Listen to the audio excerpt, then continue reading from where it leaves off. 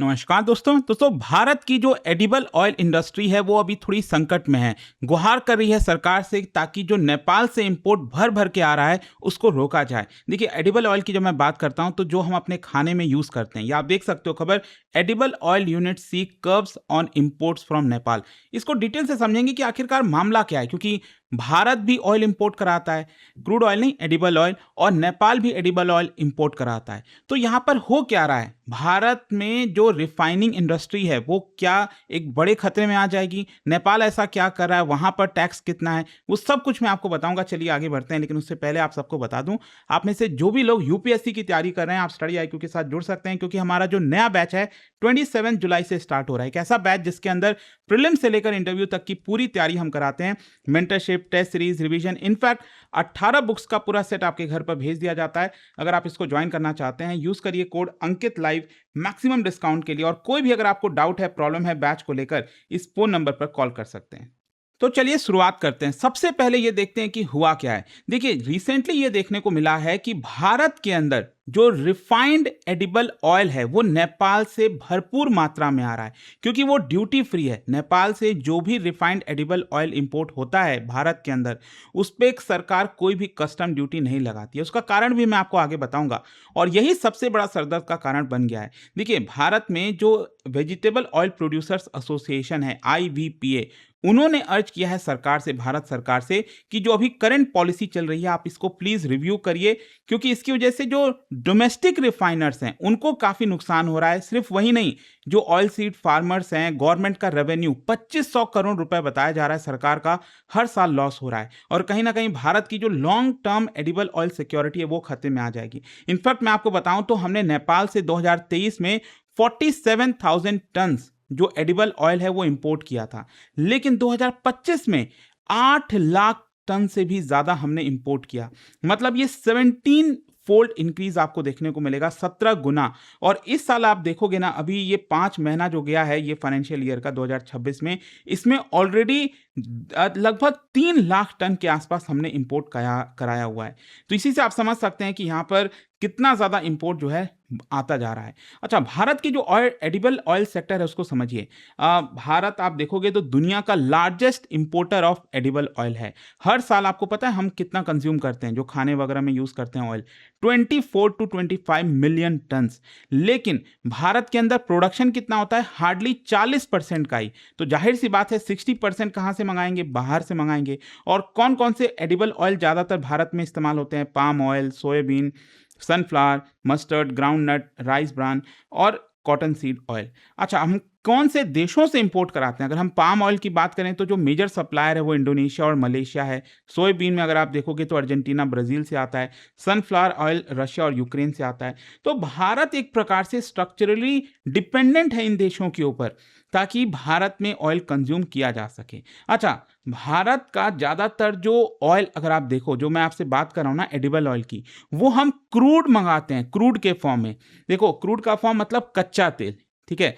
जैसे कि क्या होता है, आपने देखा होगा, जो पेट्रोलियम, जो पेट्रोल डीजल निकलता है वो हम सऊदी अरब, रशिया, इनसे जो क्रूड ऑयल मंगाते हैं, उसको भारत में जो रिफाइनिंग इंडस्ट्री है उसको रिफाइन करती है, पेट्रोल डीजल में कन्वर्ट करती है, और तब उसको बेचा जाता है। सेम उसी प्रकार से ये जो एडिबल ऑयल है वो भी क्रूड एडिबल ऑयल हम मंगाते हैं, भारत में उसकी रिफाइनिंग होती है और तब हमारे घरों तक वो पहुंचता है। और इससे देखिए काफी फायदा भी होता है, क्योंकि जैसे रिफाइनिंग का जो पूरा प्रोसेस है, इसकी वजह से एम्प्लॉयमेंट जनरेट होगा, इंडस्ट्रियल ग्रोथ होगा, लॉजिस्टिक डिमांड होगा, packaging industry, GST collection, corporate taxes, तो इससे काफी फायदा भी होता है। और इसकी वजह से आप कह सकते हैं कि जो इंपोर्ट ड्यूटी है क्रूड एडिबल ऑयल के ऊपर, वो सरकार कम करती है, और जो रिफाइंड वाला एडिबल ऑयल होता है उस पर सरकार ज्यादा ड्यूटी लगाती है। और यहां पर आप देख भी सकते हो कि अगर क्रूड वाला एडिबल ऑयल आ रहा है, कच्चा एडिबल ऑयल, तो वो 16.5% सरकार उसके ऊपर इंपोर्ट ड्यूटी लगाती है, भारत सरकार। और अगर आप रिफाइंड मंगाते हो, मतलब बना बनाया एडिबल ऑयल मंगाते हो, तो उसके ऊपर आपको 35-36% ड्यूटी पे करनी पड़ती है। तो जाहिर सी बात है कि यहां पर ज्यादातर जो इंपोर्टर्स हैं वो क्रूड एडिबल ऑयल ही मंगाते हैं, भारत में उसकी रिफाइनिंग करते हैं और तब यहां पर कंज्यूमर्स को बेचते हैं। अच्छा, सोच के देखो, अगर यहां पर रिफाइंड एडिबल ऑयल के ऊपर भी सरकार इतना ही ड्यूटी लगाती, 16.5%। तो आपको क्या लगता है, क्या लोग क्रूड एडिबल ऑयल मंगाते? नहीं, वो भी फिर रिफाइंड वाला ही मंगाते, क्योंकि वो सस्ता पड़ जाता कि भाई भारत में प्रोसेसिंग का चार्ज देना, फिर वो चीजें करना, इससे अच्छा है बना बनाया मंगा लो। अच्छा, नेपाल इस केस में डिफरेंट कैसे है? क्योंकि ध्यान रखिएगा, नेपाल से अभी जो भर भर के एडिबल ऑयल आ रहा है वो रिफाइंड वाला आ रहा है, refined edible oil, not a crude edible oil. और इसका पीछे का कारण समझिए, क्योंकि हमारा साफ्ता का एग्रीमेंट हो रखा है। साफ्ता मतलब south Asian free trade area, ये 2004 में साइन किया गया था, 2006 में फोर्स में आया। इसमें ऑब्जेक्टिव यही था कि यहाँ पर जो हमारे नेबरिंग कंट्रीज हैं, इंडिया, नेपाल, बांग्लादेश, भूटान, श्रीलंका, मालदीव, पाकिस्तान, अफगानिस्तान, ये सभी देश इसके अंदर आते हैं। तो जो हमारे नेबरिंग कंट्रीज हैं, इसमें रीजनल ट्रेड ज़्यादा बढ़े, टैरिफ कम से कम हो। और इसी के लिए यहाँ पर हमने ये बोला कि कुछ ऐसे प्रोडक्ट्स होंगे जिसके ऊपर हम ऐसा कोई भी ड्यूटी नहीं लगाएंगे, जीरो ड्यूटी लगाएंगे।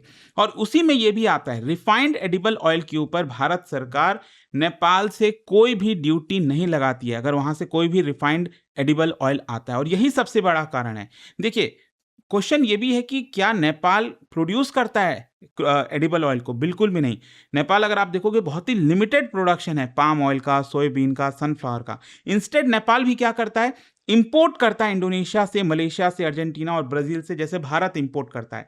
और फिर नेपाल क्या कर रहा है कि नेपाल के अंदर इसकी रिफाइनिंग हो रही है। और फिर क्योंकि मैंने आपको क्या बताया, साफ्ता के तहत उसको कोई भी ड्यूटी नहीं लगती है उन प्रोडक्ट्स के ऊपर, तो वो 0% ड्यूटी पे भारत के अंदर एंटर कर जाता है। और इंडस्ट्री, ये जो ऑयल इंडस्ट्री है, उनका यही कहना है कि ये जो बिजनेस मॉडल है, यही हमारे लिए सबसे बड़ा खतरा बना है। अच्छा, यहाँ पर एक जो सवाल है वो है रूल्स ऑफ ओरिजिन का। क्योंकि देखिए क्या है ना, ये जो साफ्ता का एग्रीमेंट है, इसमें ये कहा गया है कि as per rules of origin अगर ये प्रोडक्ट्स आते हैं भारत में तो उसके ऊपर ड्यूटी नहीं लगेगी। रूल्स ऑफ ओरिजिन का मतलब होता है कि ऐसा ना हो कि नेपाल मान लो बना बनाया रिफाइंड एडिबल ऑयल इंडोनेशिया से मंगाया और उसको 0% ड्यूटी में भारत में एक्सपोर्ट कर दिया। नहीं, नेपाल यहाँ पर देखिए क्या कर रहा है कि जो क्रूड वाला एडिबल ऑयल है उसको मंगा रहा है और उसकी प्रोसेसिंग कर रहा है, रिफाइनिंग कर रहा है और तब उसको भारत को बेच रहा है। एंड इसीलिए वो सेल कर पा रहा है। अगर मान लो वो बना बनाया रिफाइंड ऑयल मंगाता, पैकेजिंग चेंज करके भारत को बेचता, तो वो अलाउड नहीं होता। लेकिन क्योंकि आप उसके स्ट्रक्चर को चेंज कर दे रहे हो, उसकी रिफाइनिंग कर दे रहे हो और तब बेच रहे हो भारत को, इसीलिए वो भारत में 0% ड्यूटी पे आ पा रहा है। और इसी को हम कहते हैं टैरिफ आर्बिट्राज। टैरिफ आर्बिट्राज का मतलब यही है कि जैसे भारत में क्रूड ऑयल ड्यूटी के ऊपर 16.5% लग रहा है और नेपाल अगर आप देखोगे तो वो कम टैरिफ लगाता है, इंपोर्ट ड्यूटी लगाता है। तो नेपाल क्या कर रहा है कि बहुत सस्ते दाम पर जो है, ठीक है, ये एडिबल ऑयल को मंगाता है, क्रूड एडिबल ऑयल को, और उसकी रिफाइनिंग करता है और 0% ड्यूटी में भारत को बेच देता है। और उसके बीच का जो डिफरेंस है ना, क्योंकि हम तो यहाँ पर चार्ज कर रहे हैं, ड्यूटी लगा रहे हैं इतना ज़्यादा, तो ये डिफरेंस की वजह से ये प्रॉब्लम आ रही है। अच्छा, ये डोमेस्टिक रिफाइनिंग के लिए क्यों इतना ज़्यादा इंपॉर्टेंट है? क्योंकि देखो यहाँ पर आप देखिए जो पूरा प्रोसेस है रिफाइनिंग में, जो हम क्रूड वाला एडिबल ऑयल मंगाते हैं तो उसमें refinery, filtering, bleaching, deodorization, packaging, transportation, retail, कितना सारा प्रोसेस इन्वॉल्व है, राइट। हर एक स्टेज में एम्प्लॉयमेंट जनरेट होता है, इन्वेस्टमेंट होता है, मैन्युफैक्चरिंग।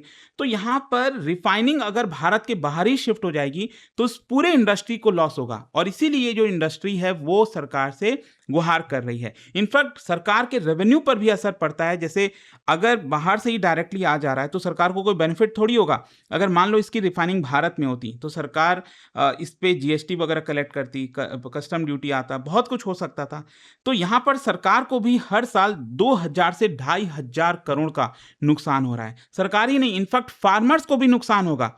क्योंकि देखिए बहुत सारे जो फार्मर्स हैं उनको लगता है कि हम मस्टर्ड उगाएंगे, सोयाबीन उगाएंगे, ग्राउंडनट उगाएंगे, तो अल्टीमेटली यहाँ पर उसका ऑयल का प्रोडक्शन होगा भारत में। लेकिन अगर सारा का सारा ऑयल बाहर से ही आने लगेगा तो यहाँ पर जो फार्मर्स हैं उनका प्राइस क्रैश हो जाएगा, क्योंकि उसकी डिमांड नहीं होगी। भारत में जो एडिबल ऑयल की रिफाइनिंग होती है, जो रिफाइनिंग इंडस्ट्री है, वो भारत के फार्मर से क्यों खरीदेगी? क्योंकि डिमांड नहीं है, क्योंकि बाहर से ही आ जा रहा है, नेपाल जैसे देश से आ जा रहा है।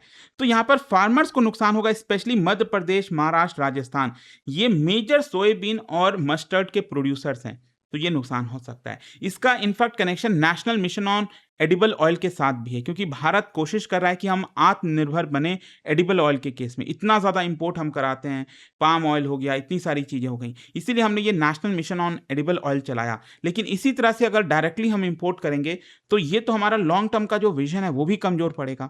तो देखो अगेन प्रॉब्लम क्या है ना कि इतना आसान भी नहीं है मुद्दा। गवर्नमेंट का पॉलिसी का डायलेमा है, क्योंकि एक तरफ हमें अपनी डोमेस्टिक इंडस्ट्री को भी प्रोटेक्ट करना है, फार्मर्स को भी सपोर्ट करना है, कंज्यूमर्स के लिए भी प्राइसेस कम रखना है। दूसरी तरफ इंटरनेशनल कमिटमेंट है ना, हमने तो साफ्ता एग्रीमेंट साइन कर रखा है, और मैंने आपको पहले ही बताया कि नेपाल यहाँ पर सिर्फ पैकेजिंग चेंज नहीं कर रहा है, वो क्रूड रिफाइनिंग ऑयल मंगा रहा है, उसकी रिफाइनिंग कर रहा है और तब भारत को बेच रहा है, तो वो इंटरनेशनली अलाउड है एज पर दी साफ्ता ऑब्लिगेशन।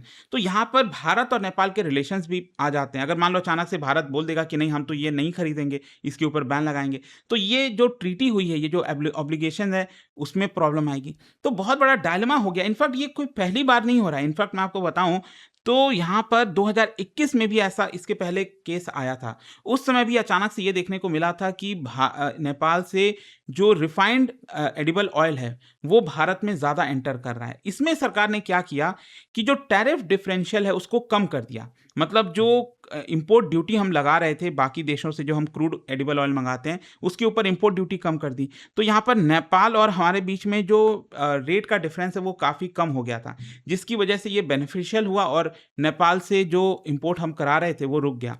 अब देखना होगा कि इस बार सरकार क्या करती है, क्या सोल्यूशन निकालती है, क्या यहाँ पर ऐसा पॉसिबल हो सकता है। खैर जो भी है, आई होप कि इस वीडियो में ये जो कंसर्न आया था सामने वो आपको समझ में आ गया होगा। और जाने से पहले एक बहुत ही इंटरेस्टिंग क्वेश्चन, क्या बता सकते हो इनमें से कौन सा ऑयल सीड क्रॉप ऐसा है जो सबसे ज्यादा टॉलरेंट है ड्राउट से?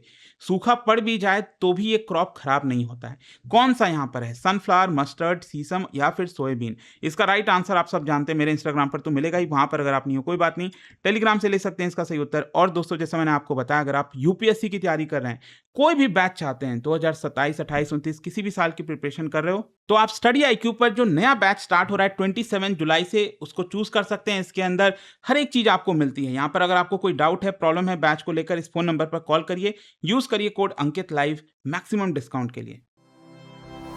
स्टडी IQ IAS, आपका सिलेक्शन हमारा मिशन।